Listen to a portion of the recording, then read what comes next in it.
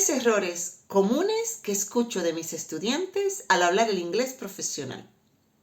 Spanish speakers, don't say, explain me. The correct way is explain it to me. For example, could you explain it to me again? I didn't understand the first time. Or, I have many work. You say, I have a lot of work.